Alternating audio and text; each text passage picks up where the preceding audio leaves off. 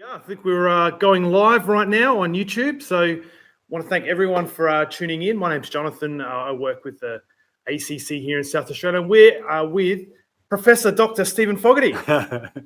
Indeed, yeah. Hello, it's lovely to be with you. So we're really thankful to Alpha Crucis here in South Australia for making Stephen Fogarty available to us to be able to come and spend some time. And we're going to be talking a little bit about his book, Light a Fire, and then also just hearing a little bit about the man himself. Sure.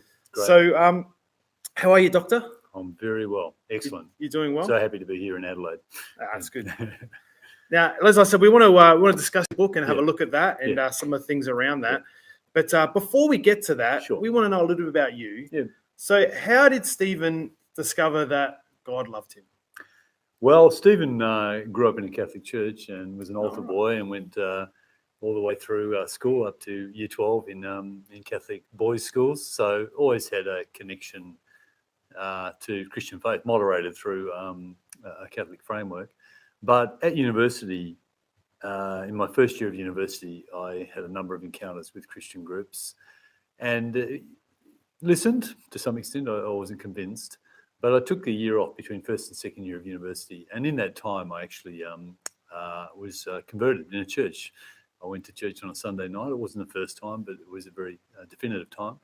And I heard someone preach the gospel, and I committed my life to Christ on a Sunday night in church on 15th of May 1977. So quite a dramatic encounter, probably not unusual for many pastors and many other Christian believers. Yeah. But there was a lead up to it. I'm sure that I always had some sort of a desire to know and background information about God, but definitely had a dramatic conversion experience in church on a Sunday night. And essentially, that moment has shaped my life. Everything about my life is predicated on the events of that night. Yeah.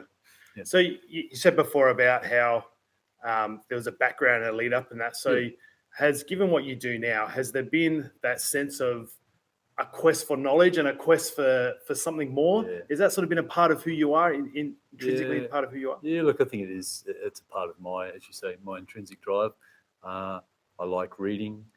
I like culture. I like education. So even before I was a Christian, I toyed with thought about whether I would like to be a university lecturer. So it was attractive. I'm sure it's attractive to many people, but it's definitely been a part of my psyche, if you like. All through school, I was reasonably decent academically, and really loved reading. So I've always been very, very attracted to literature, Western literature, the Western canon, if you like. And indeed, one of my pet hobbies is to try and read. Harold Bloom, the Yale literary critic, his definitive list of the 1,000 best books in Western literature. I'm not sure I'll achieve it in this lifetime. It's a lot of books. It's a lot of books. Yeah, it is indeed. Yeah. So you get saved and you begin your journey. Yeah. So obviously a part of that is the beginning of a ministry journey. Yeah, that's right. So how does that translate from where you begin to where you are now and what you're doing? Yeah. Just give us a bit of... Yeah, well, I was, as I said, I was between first and second year at university. So I went back to university and I completed my degree, which was in economics. I left university. I was invited to do an honours year. I didn't do it at the time because I got a job with a multinational company and I got married to my wife. So financial security was an issue. And at the same time, having committed my life to Christ, I'd felt some sort of call almost immediately from that conversion experience. So we got very involved in our church, and we were the youth leaders, and I was on the board, and we did various other things. So we had a very busy life of involvement in the church, as well as both of us having, early stage careers with different companies, and contemplating what we might do in the future. Yeah. Great. And so then on the way, you got more involved with church, and that led you. Yeah. So how do you go from that moment to where I am? Yeah. Look, we decided at a certain point in time that if we really were serious about Christian ministry, an economics degree and a teaching qualification were not sufficient knowledge to be involved in Christian ministry. So, and in those days, Australian Christian churches, which I belonged to, the Assemblies of God, as it was called then, it was quite a small movement and had one college in the whole country, and that was in Katoomba, and it was called Commonwealth Bible College. So my wife and I quit our jobs, packed up all our belongings, and went from Perth, Western Australia, where we lived, over to Commonwealth Bible College. We Wow. spent 3 years there doing what was an unaccredited 3-year diploma in Bible and ministry. So it's diploma by name, not by anything else. Well, you know, look, Pentecostal church, back in those days, we were very wary of the world, and still are in many ways, but we wanted to be separate, and so we viewed accreditation as a bit worldly and a bit too much of the government influence upon us. So we didn't do it. The college now is fully accredited up to a PhD level, but it wasn't in those days. So completed that, went back to Perth, and we were youth pastors in another church in Perth for a number of years. Then we planted a church in Perth, and we pastored that for a number of years. And the college eventually asked us to come back. In fact, they asked us to come back 3 times to lecture, and the first 2 times it was inopportune, and we didn't feel it was God's timing or God's call for us. But eventually we thought, yes, that's appropriate. So we came back to the college. Coming back to the college, I said, I better do some more studies. So I did a master's degree in theology. And then later on, I did my PhD in organisational leadership, which is a bit of a return to my roots, because economics and organisational leadership are sort of similar disciplines in the business school, whereas my diploma and my master's degree are both in theology. So I've got a very eclectic academic record. I've got a bachelor's and a PhD, essentially in business, and I've got a diploma and a master's, essentially in theology and ministry. The reason we came back, though, is we sensed when we were in Bible college, we sensed somehow that our ministry destiny, if you like, was connected to the college. So we weren't surprised, actually, when we were invited back. So I feel like somehow all the bits are connected in God's plan, and I'm where I am and doing what I should be doing in the providence of God. So as part of all that ministry experience that led you to write this book. I wrote that book, that's wrote the book here. Now I grew up in church, and so I decided that the best way to read is to start from the back, right? Because that's what I used to do with my Bibles. The best Bible you judge by the maps, right? It's the maps at the back is where you go. And so I went to the back and I had a look there. You had I noticed in there you had a survey. Yeah, that's right. And in the survey there, you basically are trying to uncover for people whether they are intrinsically or extrinsically motivated. Right, Explain to me what that means. Yeah, look, it's a very simple thing.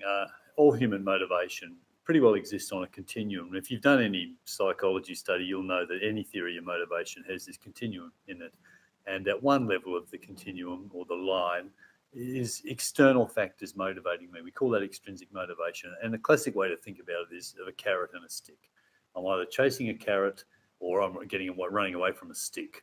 So if I work in a company, I want a pay rise. It's sometimes a carrot. both. Sometimes both. Yeah. I don't want to get sacked. That's a stick. Yeah. And so the problem with that type of motivation is it's not really my passion. It's not my heart. It's not driving me.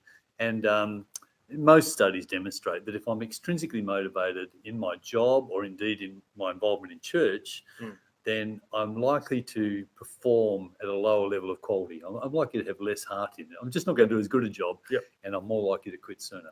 So lesser duration and lower quality task achievement. Intrinsic motivation is the other end of the spectrum. And essentially, it's me doing something out of passion or love or enjoyment or a desire to make a contribution to others. It comes from within. It's a strong inner motivation.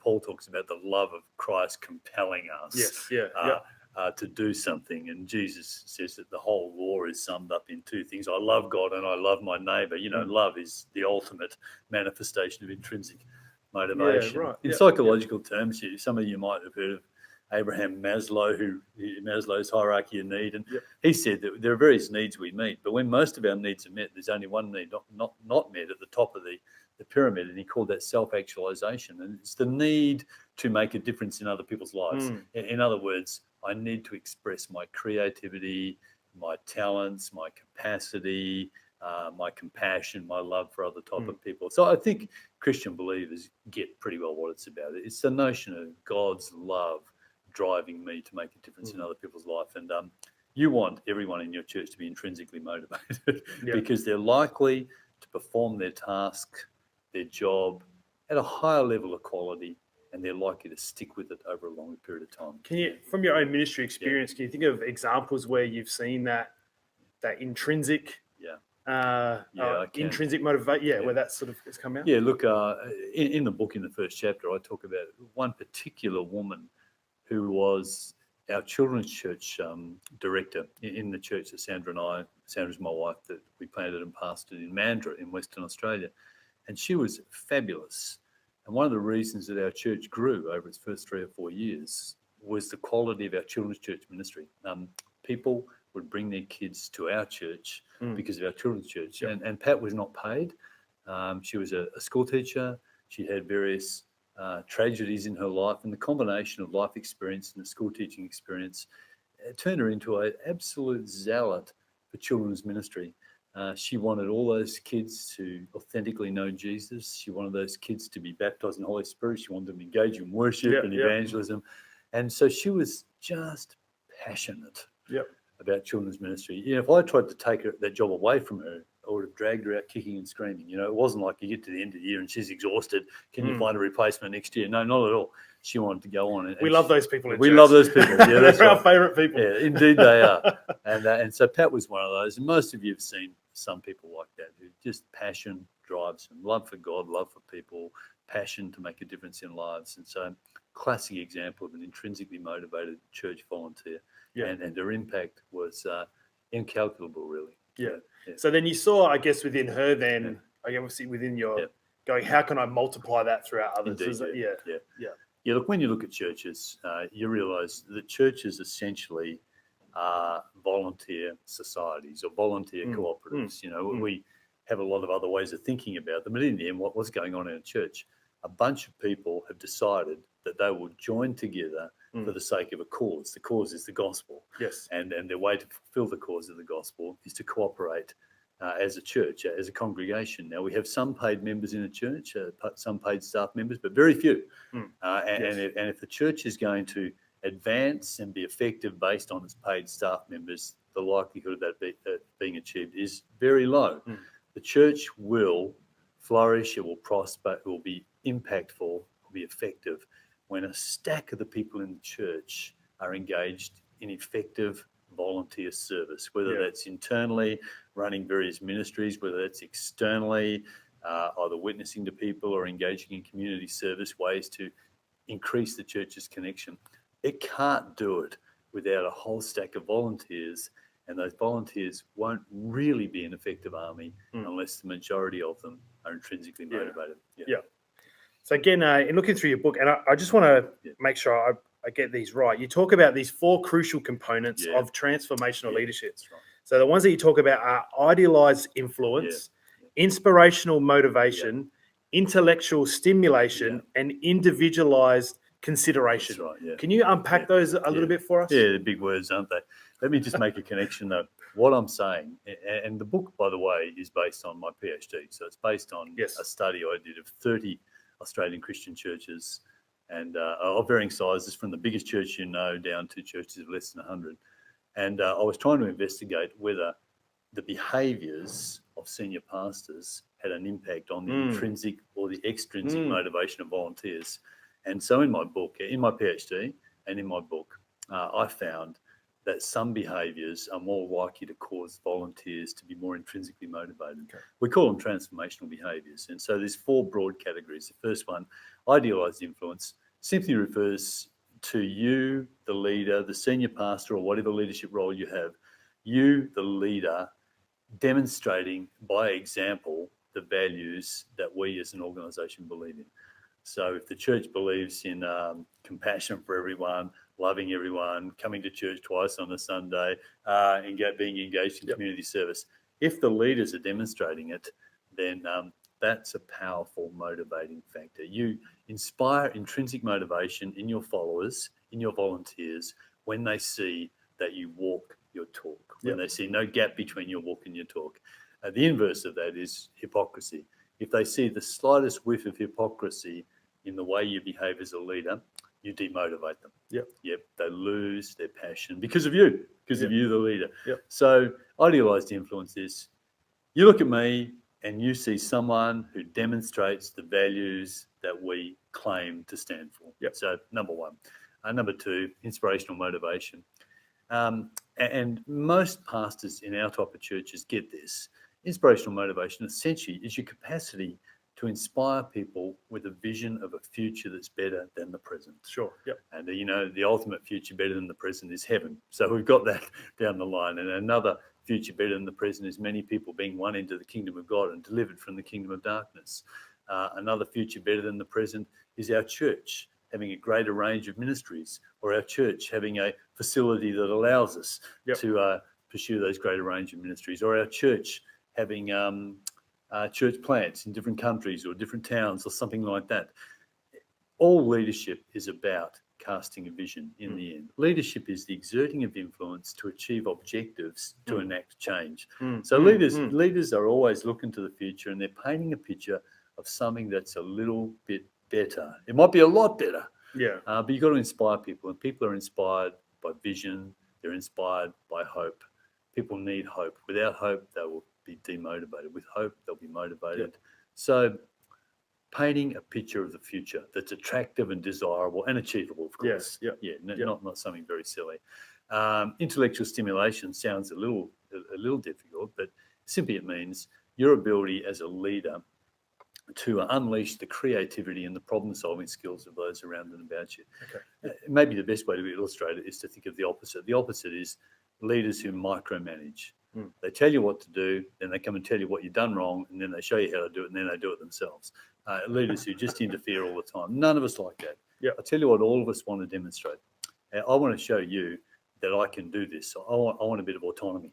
I want the capacity to show you what I'm good at. So let me have some autonomy. Trust my competence. Let me show you I can indeed do it. There might be a risk involved because I might get it wrong every now and then, but let me do it. And then I also want to be loved and cared for. So do that in the context of a relationship. So we all want autonomy and competence and relatedness. We want those intrinsic motivators to be let loose in our life. And as a leader, I need to give people room to do that. Maybe think of a sandpit. As a leader, I create the sandpit. There's the ultimate borders. Some of those borders are theological. Some of them are organisational. Some of them are financial. Here's the borders. But then give me the sandpit and let me demonstrate to you how I can build something in the sandpit. So unleashing creativity, that's what it's really all about. And the last one, individualised consideration. That's simply me as a leader recognising you as an individual. Every one of us want to be valued. We want you to remember our name, our kids' names, maybe your birthday, if you can, just to recognise that I'm not just another brick in the wall. I'm not just a way for you to achieve your aspirations. I'm not just a part of the church. I'm an individual. I'm someone created by God. I am his workmanship, created in Christ Jesus to do good works, which he prepared in advance for me to do. My life has purpose and meaning and shape. And if you're involved in leading me, then I expect that you'll help me to achieve that potential in Jesus Christ. See me.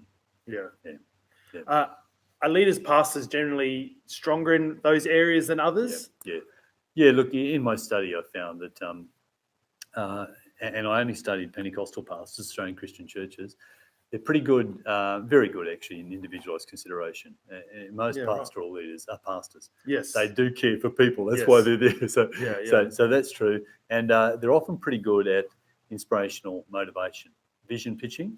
Sometimes I think the vision's not carefully enough calibrated because you can over project and underperform, and sometimes pastors change vision each year. Well, that doesn't work as well. So don't over project and underperform, and don't chop and change. But in general, the notion of talking with hope and optimism and enthusiasm about the future is something a lot of pastors do quite well. Idealised influence, I think we're pretty good at that. I think we're reasonably good at that. You know when you're not good at it because your church will cease to grow. And people, the ultimate measuring stick, will lose confidence in you. And in a very real way, you can only engage in gross acts of hypocrisy or make really bad mistakes a few times in a church, and then you've got no more capital in that place, and it's time to do something else. But I think overall, our guys are fairly good at that. Intellectual stimulation, I found in my study that a lot of our guys are weak. And the reason for that is pretty simple. We're conservative theologically. We're sort of conservative socially as well. We're not after every new idea. We believe the gospel has been handed down from generation to generation. The gospel doesn't change. But sometimes that sort of conservative orientation to theology can become a dampening factor in regard to creativity. of the people around you. I remember years and years ago when we first came out of Bible college, we were youth pastors, and we did a few things. We were trying to be, avant-garde youth pastors, and we had a pretty good youth group. It was a reasonably large church and a good-sized youth group. And one of the things we did was we ran this youth newsletter, and we got all sorts of clip art. And this is on paper, right? This is on paper, yeah. We produced right. it. We had a really good photocopier in that church, and we did all this stuff. And so we're putting in all these jokes, which are funny to young people. But some people in the church are getting really upset about these jokes. And so I had a delegation from the senior pastor, who came and told me, this is not a good thing. This is a little bit edgy. You shouldn't be doing this type of stuff. And I remember feeling afterwards, well, golly, all I'm trying to do is make the youth group more attractive, more interesting, a little different to church. And these guys have come and told me that I can't do it, or I should do it in a very boring way. And I remember feeling very demotivated by that thing. So we've got to balance our conservative orientation toward the historic gospel, which goes all the way back to God's revelation of himself in Jesus Christ. We're not changing in that regard. But at the same time, we need to let our young people, particularly, and other people, give them a bit of a rein, let them loose a little bit. Don't squash their creativity. Don't squash their new ideas. Don't squash their innovative solutions to problems that you haven't been able to solve. And so I think that's something we need to think about a little bit. One of the problems there as well at times is Pentecostal churches in Australia, our congregations are the most educated congregations in the country. Wow. Because we're younger. Yeah. And each generation is more educated. Yep. But our pastors are actually the least educated clergy in the country. And so I think at times a bit of a defence mechanism pops in there. If you're dealing with smart people who've got better degrees than you tend to retreat behind a bit of a a bit of a bunker, you know what I mean? Yeah, right. And that's a mistake. If they're smarter than you, find a way to let them demonstrate their smartness for the sake of the church. So that's the one I think we need to be careful about. Don't squash the youth leaders, don't squash the children's church leaders, and don't be scared of the smart people who've got good ideas, because they're God's gift to your congregation. You need to let them loose. Yeah. So did you find that within your study and looking at the different people that you, pastors' leaders that you looked at, was there a correlation between those that were successful and how equal measure of those each of those things? Or look, there's definitely a correlation. I might even say that there's a causation. I would need further studies to prove that. My sample's not big enough. Between transformational behaviours, intrinsic motivation, and church size. And in a sense, it's almost self-evident. Think about the leaders of the most significant churches you know. Mostly, they're pretty inspirational characters. Yep. And if you think of them in terms of the four broad transformational behaviours I've described, you'll find that they're pretty good on those things. So what I did find definitely is transformational leadership behaviour predicts intrinsic motivation.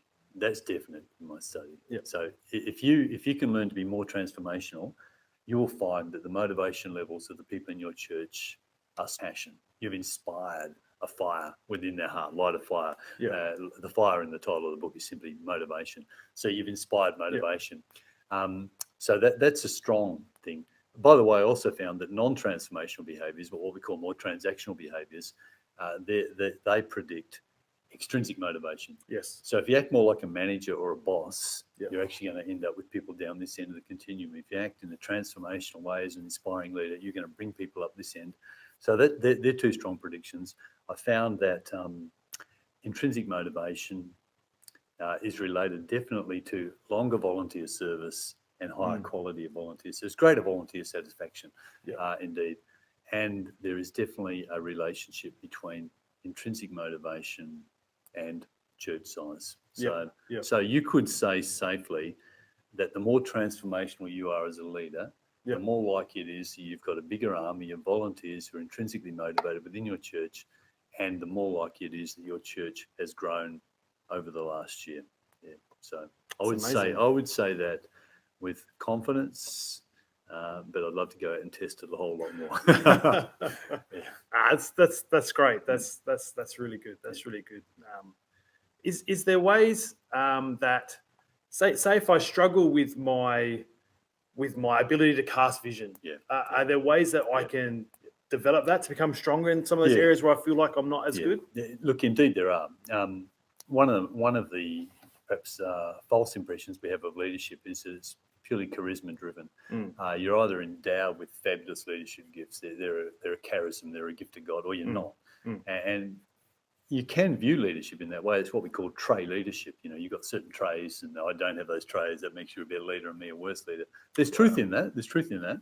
But in the end, leadership is exercised in behaviours. Leadership is behaviours. Inspirational motivation is a set of behaviours. We do certain things. So when you break it down to behaviours, any behaviour that you can isolate, you can improve. Any behaviour. Like, for instance, if I tend to be pessimistic in the way I talk about the future. I tend to be pessimistic in the way I assess people. I tend to be pessimistic in talking about various aspects of the church. Well, that's just a behaviour. Pessimistic talk is a behaviour. That's not necessarily who I am. That's what I've learned to do. So I can actually change my pessimistic talk and be optimistic. I can moderate, I can modify my behaviour. And over a period of time, I could change from being a pessimistic talker to an optimistic talker. I could do it. In fact, if you read Paul's letters, he encourages us to do this. So he believes that I can change. So I can modify that behaviour. And you used to call me sad sack, and you used to think I was a pessimist, and I always saw the dark side, and I could find a cloud in any silver lining. Over time, I could change. Shift that. And suddenly you find I'm more optimistic. And if I'm more optimistic, you might not even really notice it. But what you will notice is you feel a little more inspired when you're around me, because optimism inspires and pessimism is uninspiring. So I can change that behaviour, and I can do that with other things like vision casting. Really, there's a method of coming up with a useful vision, a meaningful vision, an achievable vision, and all of these things can be taught. So what we say with that book and with some of the leadership courses we teach at college is I can't make you Obama, President Obama. I can't make you Abraham Lincoln. I can't make you Jesus. Definitely not. We're trying though. Yeah, right? we're trying. That's right. Well, the Holy Spirit's trying to make us all like Fair enough. Jesus. Yeah. But what I reckon I can help you to do is be 10 or 20% better as yourself. Every one of us can be a better leader than we are, and it's not because of some weird thing that we can't control. It's because you and I can look at our behaviours, isolate our behaviours, and modify our behaviours. I promise you that the behaviours I described, and each of those four, the 4 eyes, we call them, each of those 4 eyes, in the book I've broken them down into some specific behaviours. And I say in the book, if you take any one of these behaviours and practice it for 100 days, 150 days, there are various theories as to how many days you need to practice something, then it will become habitual. Let me quickly illustrate this. You might know, some of you might know, I run marathons. Well, I didn't decide to run a marathon one day. I decided to run a lap around an oval one day. And I ran a lap around the oval, then I could do a second lap, and then a third lap, and then a fourth lap. And over a period of time, I found I could run 10 kilometres. And then after another period of time, I found I could run 20. And so I can run 42 kilometres now. What did I do? I simply modified my behaviour. I developed some leg muscles, some breathing, some lung and heart capacity.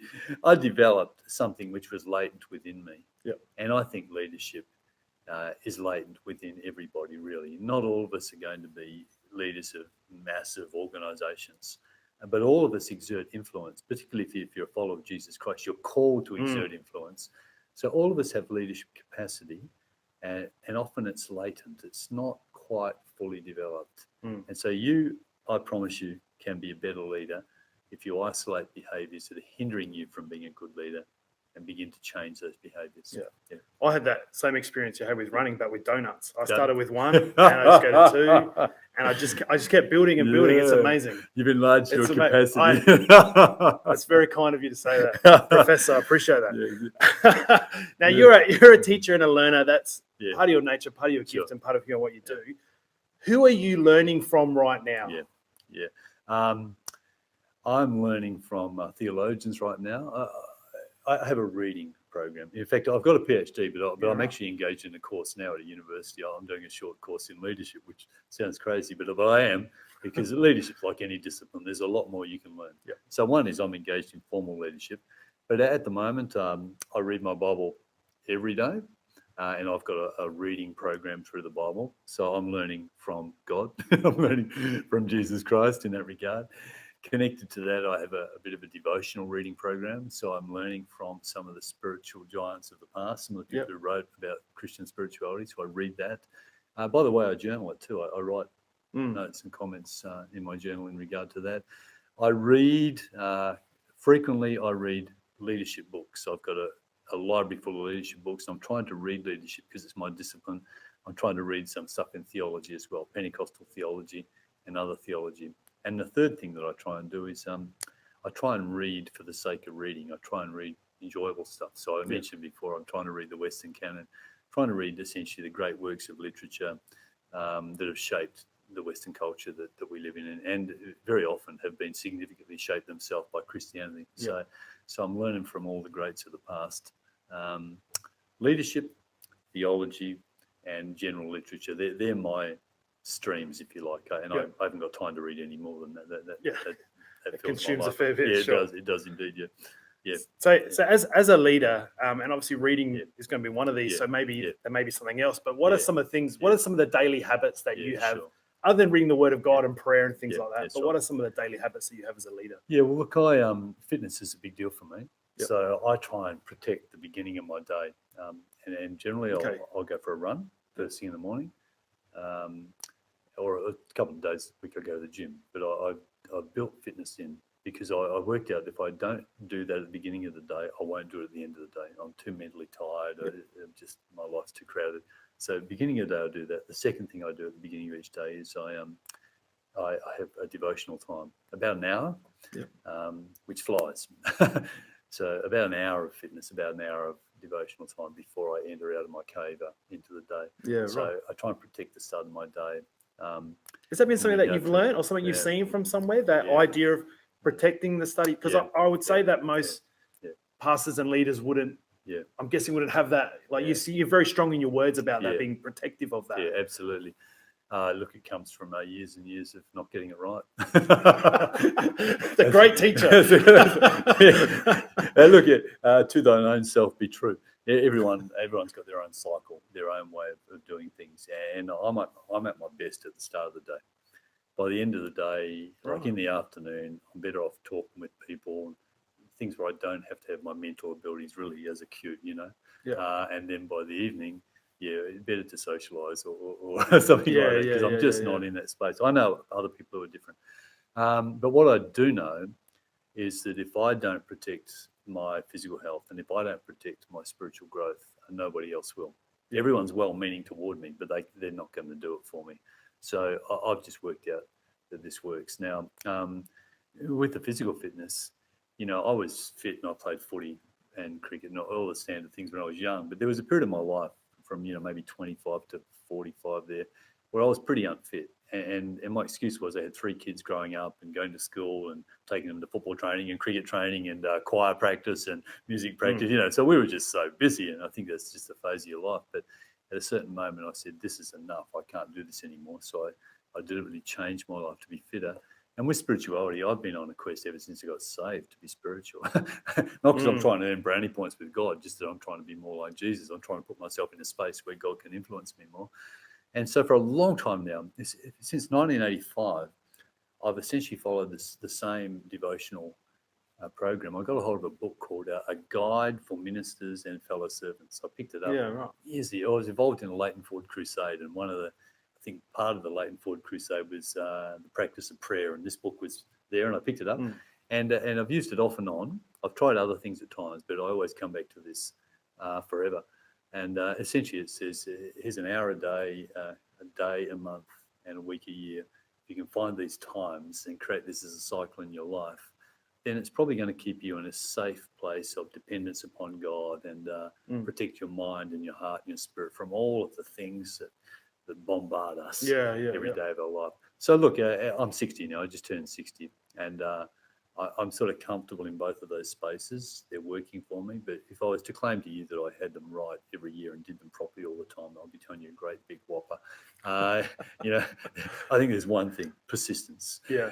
You know where you want to be and what you want to be, and just persist and don't give up and don't fail. But yeah, for me, I've got to protect this other day. Otherwise, and if I don't do that, I'll tell you now, I'm not always the best person to be around. If I don't feel like I've got that balance in myself, then and you give me a problem, I might react how I don't want to. So it's for everyone's benefit that I start the day in that way. Yeah. So just last question. Yeah. So what's something that you would tell your 20-year-old self? Oh, gee. There are so many things that you would tell you. I'd say don't sell that first property that you sold. Try and build your property portfolio on the way. Try and endure a little bit of pain here for a gain later on.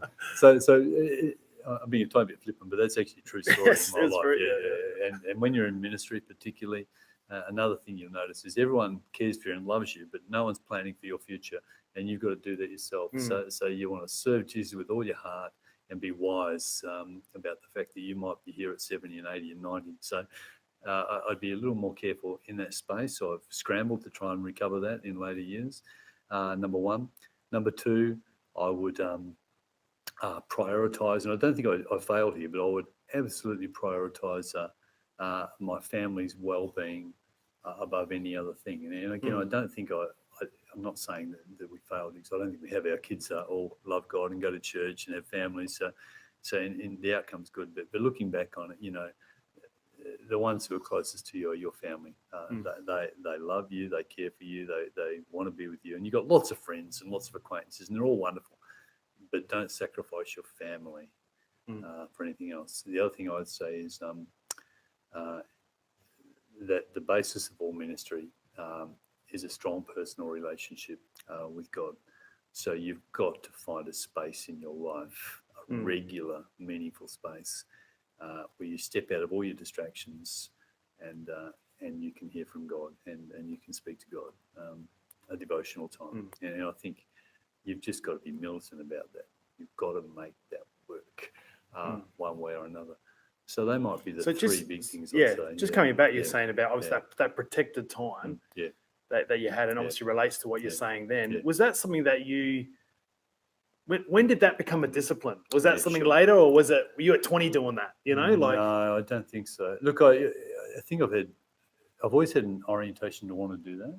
I remember when I was a young youth pastor in Perth, and fabulous amount of freedom. I always thought my life was busy then, but I had a fabulous amount of freedom, and had glorious times there. We lived near a lake, and I would go walking around the lake with my Bible and pray there pretty often. And I think I was on a Friday morning or maybe a Thursday morning. I would spend a bit more time there. So I sort of had it there, but then life circumstances change and you lose it a bit and then you regain it. So I think I've always sort of had it there, but at times it's not been as consistent and as meaningful as I would like it to be. As a habit, that's really quite interesting. I reckon in a sense I've had it as a decent habit since 1985, with periods of really strong structure and other periods where it's just been a bit out of control. Sometimes life gets so intensely, ridiculously busy. And what I notice is sometimes if I'm on the road for a while, that it's really hard to maintain my personal life on the road. And sometimes I get back home, it's all over the place. I've got to re-establish things like that. Yeah, that's right. But probably I'd say from 1985, I've had it as a discipline. Before that, I think, so I was saved in 77. And I think in the early years, you're just pretty well in love with God, and it's almost not a discipline, it's almost just what you want to do. Yeah, really. Yeah, we have ridiculously long prayer meetings, going on and on. And they were fabulous. Looking back on them, I'd hardly call that discipline. It was just passion and enthusiasm. Yeah. Good things too. Yeah, intensely good things, and I hope everyone in their life has had that and continues to have those moments. Yeah.